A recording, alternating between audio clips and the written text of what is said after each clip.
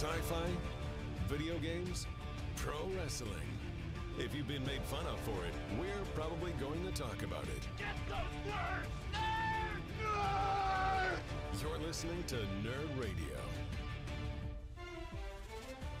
Hey there, everybody. Welcome to this week's Nerd Radio, wherever you're getting your podcast as part of the B-Pod Studios Network and all over your social media at Nerd Radio 101. My name's Chuck Bean. I'm your host, joined, as always, by Mr. Al Beck. I'm here. And James. Hello. And we're going to tell you all about all the stuff going on in the world of nerds, comic books, video games, some streaming service news, and more. But let's catch up for a second here before we get started. How the hell are you guys this week?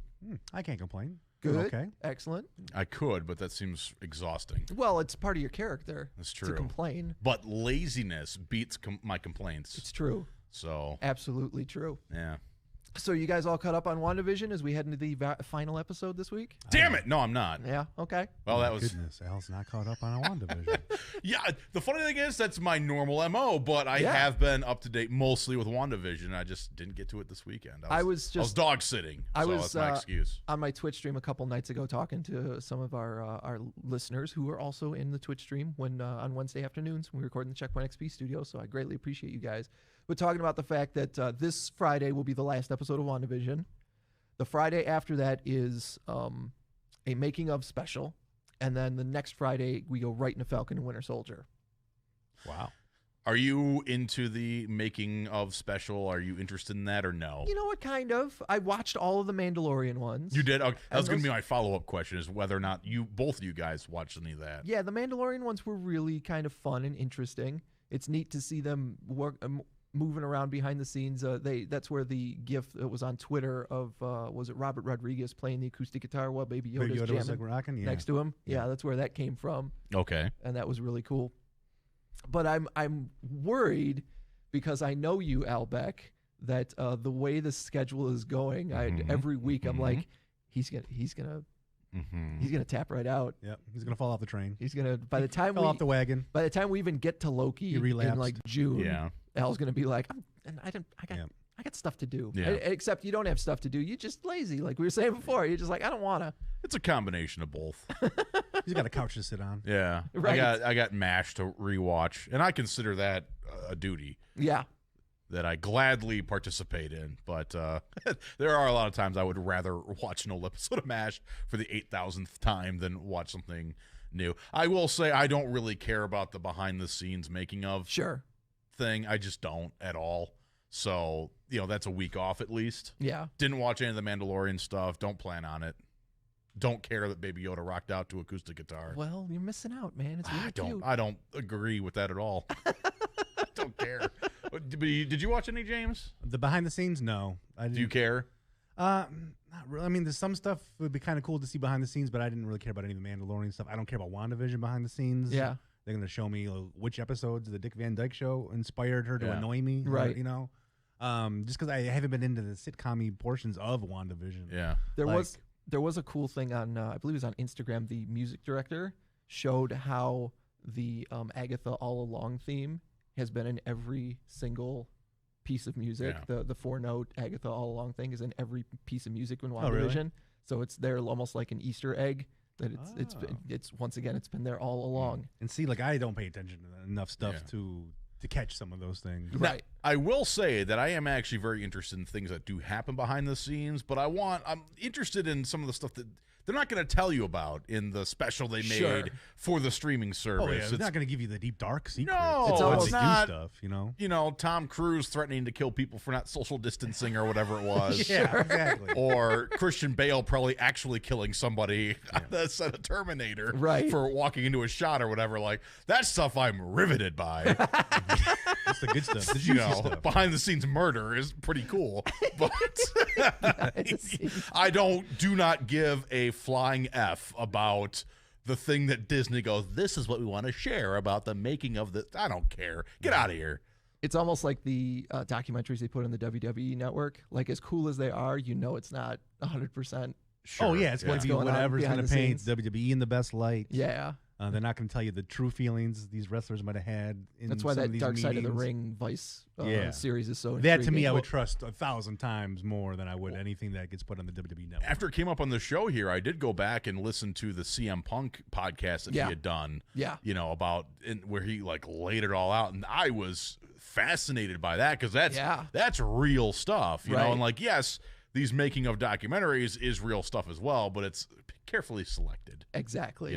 Absolutely. Well, before we get into some of the streaming service news from this week, let's talk comic books. Sure. San Diego Comic-Con has officially been canceled for a second year. Wah, wah, wah. COVID takes Comic-Con away from us for a canceled it in person, so I mean, there's still going to be content online. There'll be online content, much like there was last year, but there will be no in-person Comic-Con in 2021. They said they want to postpone it until next year just to make sure that everybody is as safe as possible, which I'm totally into. Yeah, it makes sense. I understand, the reasoning behind it. But you know what that also says to me? Yeah. No big news is coming. They got nothing big. Everything's been on hold for a year, too. You know what I mean? So, I mean... It did feel like last year that even though they put all that stuff like digitally online, that there wasn't the huge news that you expect from a San Diego Comic-Con. I feel like it's just going to be a digital fart. You're going to log on and it's a thing that you could just you'd be better off just waiting for the tweets the next day and get the highlights. Right. Kind of like what award shows have become. Yeah. Which we all think, obviously award shows are a farce to begin with, but I'm always interested in like, well, who did win Best Picture? If I haven't seen it, maybe I'll check that movie out. Maybe not, but you sent me a story as part of the prep about how there's more movies for this. Yeah, dude, I talked about that on the air too. It's crazy that there's like a record number of movies that are eligible, not for nominated, but eligible to be a Best Picture nominee because of all the. This is crazy. You brought up show prep that I actually know something about. Because I actually read this one. Because when you said, here's something you sent to me, I was like, oh boy, I don't read any of that. I don't remember this. But no, because they had to change the rules because like there was nothing in theaters practically this past year. They had to extend the time frame for movies that are eligible, but also it did not have to release in theaters to be eligible. So there's over 300 movies. Ton of movies that wouldn't have been eligible under normal circumstances. Right. Are like, well, I'm going to apply for an Oscar. Because I think the year before they wanted that Irishman movie to be nominated. Oh, the Netflix one? Yeah, with Martin Scorsese and all those guys. Right. And they had to put it in a theater for at least a limited run in order for it to be eligible. They had to, but that's a lot of hoops to jump through. But now any Netflix original movie is eligible. Now only 10 of them are going to be nominated, but there's I think it was like somebody's got to sift through a list of. Let's see if I remember. Was it 377? Is that the number in front of you? Oh, you're close. Oh, you're over, but you're close. 366. Wow. Movies that somebody's going to have to narrow down to like 10. Actually, I don't think it'd be that hard. Yeah, they're not gonna they're not gonna watch them all. There's gonna be one strictly on title. Yeah. They're gonna be like we're going all in on Extraction. Yeah. Unicorn Apocalypse. Yeah, that's not getting an Oscar. QB Halloween. Sorry, you're out. Right, dude. That's the front runner. Actually, it might be. That's the sad thing. Oh Jesus. But yeah, I wanted to talk some comics because, like I said, Comic-Con is not happening, but that doesn't mean that there isn't stuff going on in the comic book world. In fact, Al, I brought you a book that came out this week. Yeah, that is part of what you would call a soft relaunch of the DC universe. They've spent January and February only publishing titles that were kind of in the future, almost like when X-Men did Age of Apocalypse. Okay, and now they're not starting everything with number ones. But now that the Dark Knight's death metal is over and they've done the Future Frontier, I think it was called, now they're doing a one-shot just like they did for Rebirth and all the other kind of DC reboots, and then moving forward with some new stuff. Some big the reason I brought it to you is because there's some Green Lantern stuff in there. I know you're a big Green Lantern fan. Yeah. But there's also some big events for different characters, Wonder Woman being one of them. There's some character deaths in there, and it kind of sets up what the new, status quo will be for like Batman and Superman and Justice League and all that stuff. One of those status quos involves Brian Michael Bendis is going to be taking over the writing of Justice League. Okay. I'm real on the fence because I liked him over at Marvel, but I have not liked anything he's done for DC. Now, what has he done other than Superman over at DC? Because I haven't been paying. Was that where you were going with that, James? I was going to ask what he's written for Marvel that Chuck actually enjoyed. He did Avengers for almost a decade, leading into them getting movies, which was pretty cool. He did Uncanny X-Men for a little bit. He did a couple of X-Men books. The all new when he switched over to X-Men. All new X-Men was his. Yeah, and they kind of really went together. That was good. I was reading that. That was good. I enjoyed it. When the first Guardians movie came out, a year before it came out, they gave him the Guardians of the Galaxy book to kind of reboot and get people used to Groot and Rocket and Star-Lord. Daredevil, he had a great run on Daredevil. And Alias, Jessica Jones, he created that character. Oh, wow. So we've kind of talked about him on the show before because both Chuck and I do like his writing. It's usually easily digestible stuff. Yeah. You know, like he's not perfect. We've both have had complaints about him. We've always said that he does seem to write better for the trade. When you get a bunch of issues all at once, it kind of reads better. Sometimes you'll get an issue of a Brian Michael Bendis book and you will fly through it in 2 minutes and you're like, well, that wasn't worth $4. That's just like chapter 1 of 7. Yeah. For a trade paperback. That sucks. But he's kind of the anti like one of my most hated writers is Grant Morrison. Sure. And a lot of people love him too because he's got a lot of great ideas, but he's difficult to digest. Yes. And I feel like you have to like the flavor before you want a bite of the Grant Morrison sandwich. But he moved over to DC a couple of years ago, and they handed him Superman right off the bat, and I collected the first year or so of it, and then realized maybe I'm just not a Superman fan. Well, you've always kind of said that you're fine if you're fine if he shows up, but you don't collect Superman. You were collecting the writer, not the character. Right. But now that he's going to be doing a team book, he's going to be doing Justice League. That's tempting. I don't know. I mean, if I were you, just knowing you, it'd be worth at least checking out the first arc. Probably. Probably at least get the first trade's worth, get the first 6 months. Yep. And give it a try. And Tom King, who wrote that the Batman and the Vision miniseries that I love so much, he's going to be taking over Supergirl starting in June. Okay. So that'll also that's another one of I liked some of the first couple things I read of his, and these days when I read a Tom King book, I'm like, this isn't as good as the stuff I read 4 or 5 years ago. Did you ever track down the other issues on that? What was it? It was an independent story he had done. That CIA story? Sheriff of Baghdad? Yeah. Or Babylon. Sheriff of Babylon? Yeah. I did not. Okay. No. Don't you have the trades of I've got one of the trades. Yeah. And I mean, I wasn't crazy about it, but I knew you were reading that too when you got into a Tom King kick. Yeah. While we're talking about DC, they're also releasing sequels to the original Batman and Superman movies in comic book form this year.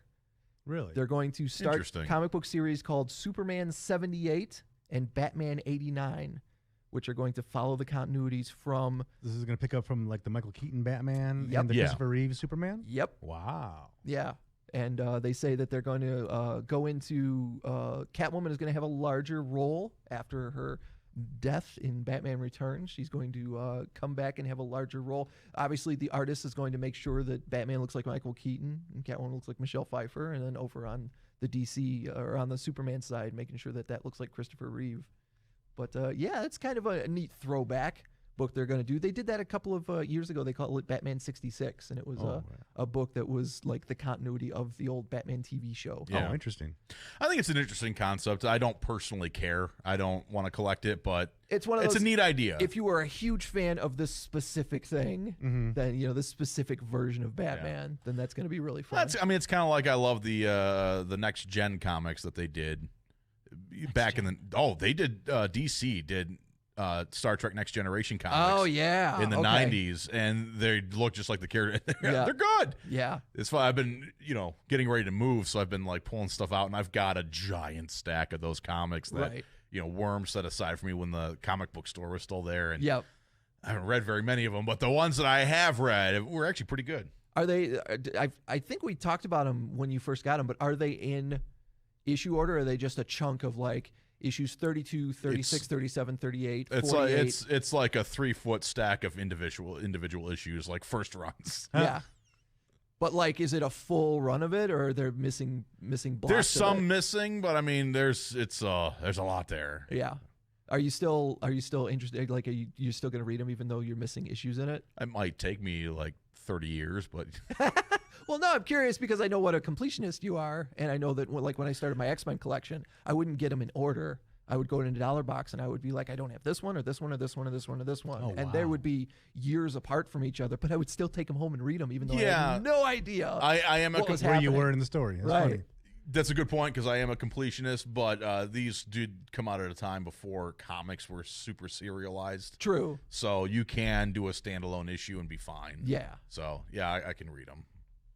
Everyone in the chat is asking James if he's okay because he looks lost.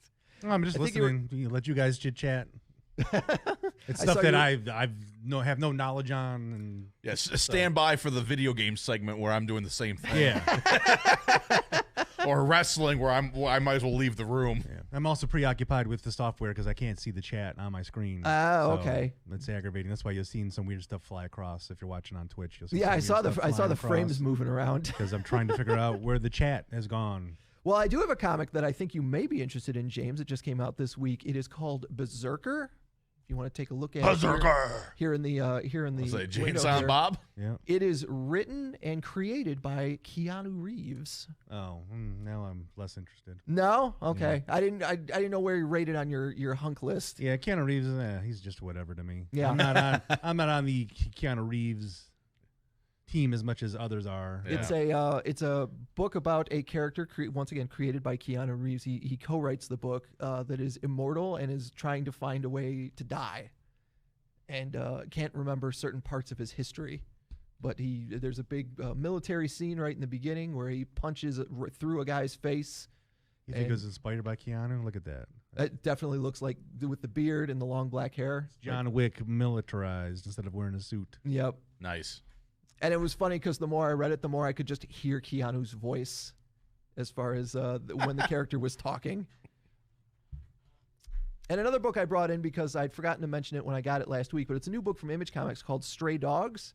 I got one of the variant covers because it looks like the Silence of the Lambs. Oh, yeah. The front of the poster for Silence of the Lambs. Oh, yeah. It is a murder mystery told through the eyes of a pack of dogs that are drawn like a Don Bluth movie. You know, they look kind of like the art is kind of Disney-fied, but the subject matter is extremely dark. Oh, yeah, it does look like Lady and the Tramp a little bit. Mm-hmm. Yeah, it's a little bit like if you crossed Hannibal with All Dogs Go to Heaven. There's a little tiny like Chihuahua that you follow. It looks like a dog has peed all over the floor. Well, that happens with dogs. Sleep on that newspaper. Dogs, podcast co-hosts. You know, we all pee sometimes. Sometimes. But hey, there's also an ad in here to help stray dogs, so that's nice. Yeah. That's good. But yeah, I haven't even gotten a chance to read it yet. I was taken in by the art. We've said before on the podcast. So does Al. Brian Michael Bendis write this? Because he got a big thank you on the back. Yeah, no, that's a blurb that he wrote for it. Okay. Saying how cool it was as far as he was concerned. But that's going to do it for our comic books segment. Of course, I encourage you guys whenever we Goodbye, everybody. whenever we talk comics to hit up Comic Shop Locator, find the comic book store near you, and find some comics you like, and then hit us up on our social media and let us know what you're reading. Maybe you'll find a new comic that'll be my favorite.